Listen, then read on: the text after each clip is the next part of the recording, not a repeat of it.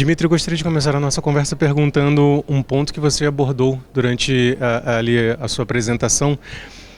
Como é que nós podemos abordar a questão da espiritualidade do antropocentrismo? É interessante, né? Porque a gente tem quase que uma visão, né, legitimada nas ciências humanas de que todos os fenômenos, né, que se relacionam com o sagrado, com a fé, eles têm que ter a sua origem, né, no homem, ou seja, como se tudo fosse uma projeção de uma ilusão, né? E na realidade isso é um pensamento muito datado, né? É um pensamento muito do século XIX e que muitas vezes as ciências humanas de hoje incorporam sem trabalhar historicamente, né, a própria posição que criou, né, esse modo de visão datado e que praticamente se universalizou até hoje, né? E por que é importante esse ponto que você falou de ter uma visão mais histórica desse contexto? Justamente para se entender, né, quais são as constrições que a história coloca em cada momento, né, na própria visão científica. Então, por exemplo, o que a gente tem hoje, né, como sendo uma verdade científica, a gente sabe que amanhã não será mais.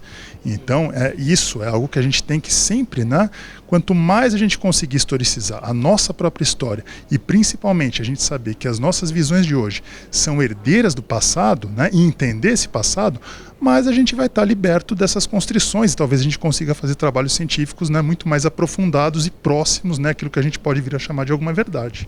Olha, você como um pesquisador e estudioso, como é que você percebe essa evolução de uma visão de que a verdade que nós temos hoje, o conhecimento que nós temos hoje não é um conhecimento final que ele precisa ser aprimorado constantemente?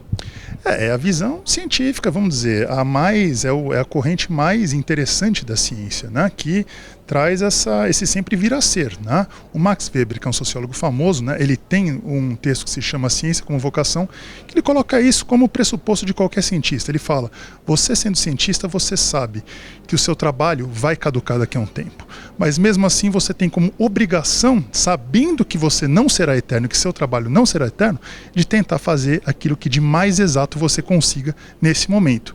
Eu acho que a história é um dos elementos que pode nos ajudar a tentar ter esse máximo de olhar de exatidão, né, quando a gente está fazendo algo relativo a hoje.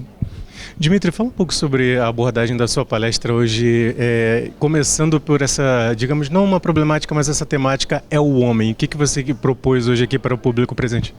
Eu tentei mostrar, né, como que essa noção que atravessa a história, né, de que o sagrado, né, de que a visão do sagrado, da fé, da existência de qualquer tipo de espiritualidade, ela se resume a ilusões do homem, né, é uma visão muito datada, é uma visão que ela diz respeito a uma ciência evolucionista, empiricista, positivista do século XIX, né, e que ela, no fim, termina constrangendo muito a visão do próprio cientista de hoje, porque o cientista, de fato, ele não pode partir de um pressuposto de que existe algo ou não existe algo. Ele tem que investigar aquilo lá. Ele tem que estar aberto para todas as possibilidades quando ele vai estudar algo relativo ao sagrado, religiões, etc. Ele não pode partir do pressuposto de que aquilo é uma ilusão, aquilo é um engano, aquilo existe ou aquilo não existe. A gente só vai poder falar isso depois da pesquisa estando sendo feita. E a gente só vai poder falar isso também tendo uma abertura completa para qualquer hipótese que venha a ser anulada. Mesmo se a nossa primeira hipótese for, eu acho que existe aquilo, a gente vai ver depois na prática que não era aquilo, a gente fala, não, a hipótese está anulada, descobrir cientificamente uma outra coisa. Quer dizer, é como se a gente colocasse, né, aquelas viseiras de cavalo e falasse assim, não, a gente só pode olhar para frente, não pode olhar para esse lado nem para esse lado. Eu acho que a ciência ela tem a obrigação de fazer uma ciência de si mesma para enxergar essas constrições. E qual a importância do racionalismo para que nós possamos entender de forma mais ampla o que é o sagrado, a construção do que é o sagrado? O racionalismo ele se coloca, né, desde o princípio dele na Grécia como sendo, vamos dizer, aquele princípio que precisa desencantar o mundo, precisa desmagificar o mundo, precisa, para compreender o mundo tem que ser desespiritualizado, né? As almas elas têm que servir à medida do que a razão acha, né, que vem a ser as almas, elas têm que se enquadrar na razão, quer dizer, todo e qualquer âmbito de qualidade, ela tem que ser reduzida ao que vem a ser a razão. Então, quer dizer, essa é uma luta, né, que diversos filósofos, teóricos sociais, sociólogos foram entendendo ao longo da história e que eu acho muito prolífico, muito frutífero, que ainda não é uma coisa fechada, que a gente pode, né, dentro disso ainda ter muitas descobertas, né, que podem nos ajudar também nos aprofundamentos científicos. Dentre um dos grandes pensadores da nossa sociedade, você mencionava Max Weber, e você até destacou um pensamento dele, uma reflexão bem profunda, o desencantamento do mundo. O que seria esse desencantamento do mundo proposto por ele? Seria justamente vamos dizer, dos desdobramentos da ação da racionalidade ocidental, né? De você chegar e falar, não, olha, a razão ocidental ela tem que agir nesse sentido de acabar com o encanto das coisas, porque o mundo antigo, vamos dizer, enxergava a pedra é encantada, o rio é encantado, né? O trovão diz respeito a um Deus X, o outro, quer dizer, o racionalismo ele vem para tentar, vamos dizer, passar uma régua em todos esses processos, né, de dotação de qualidade no que quer que seja.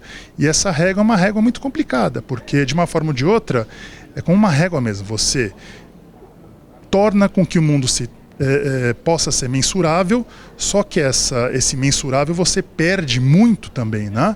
Do que alguns processos que podem vir a ter algum tipo de realidade passam, né, a não ter nada porque você acha que com a sua régua aquela realidade não pode ser medida.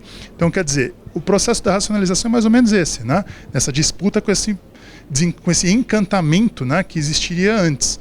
E é um processo que está em aberto, quer dizer, a gente vê, né, um mundo que diversos teóricos hoje, né, defendem até que houve um reencantamento do mundo, né? O mundo de hoje, né, ninguém deixou de crer, quer dizer, as pessoas continuam tendo contato com o sagrado, com espíritos, com religião, etc, etc.